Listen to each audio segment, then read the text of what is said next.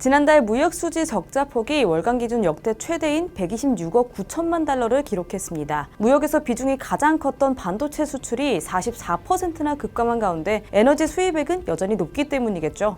산업통상자원부는 지난 1월 수출이 462억 7천만 달러를 기록해 지난해 같은 기간보다 16.6% 감소했다고 밝혔습니다. 고물가, 고금리 등 세계 경기 둔화의 타격이 큽니다. 무역 수지 11개월째 적자고요. 수출 4개월 연속 줄고 있습니다. 코로나 확산 초기인 2020년 3월에서 8월 이후 처음으로 4개월 연속 감소한 거라고 합니다.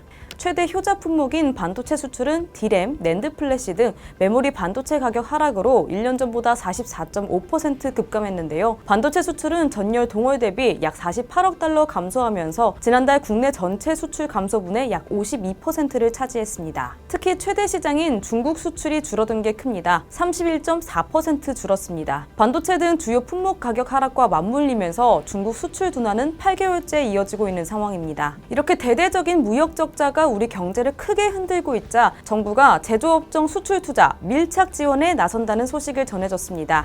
현재는 반도체 한파에 무역 적자는 사상 최악이지만 산업부는 올해 자동차, 배터리, 조선, 디스플레이 등의 수출 확대가 예상된다고 했고요. 10대 제조업종은 작년 수준인 100조 원 규모의 투자를 계획하고 있다고 합니다.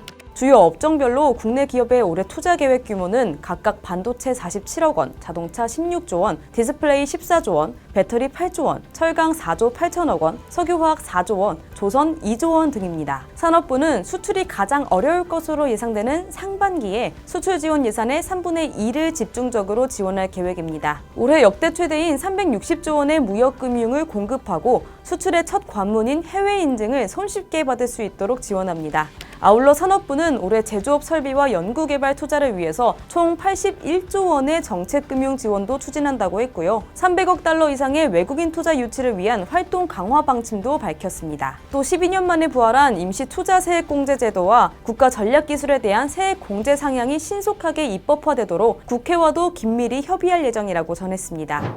전체적으로 수출 회복에 온 힘을 쏟고 경기 회복 시기를 대비해서 설비와 연구개발 투자도 소홀히 하지 않을 거란 계획이네요. 하반기에 반도체 업황 개선에 따라서 경기 회복이 좀 기대가 되는데 이때 효과를 극대화할 수 있도록 준비할 계획이라고 합니다.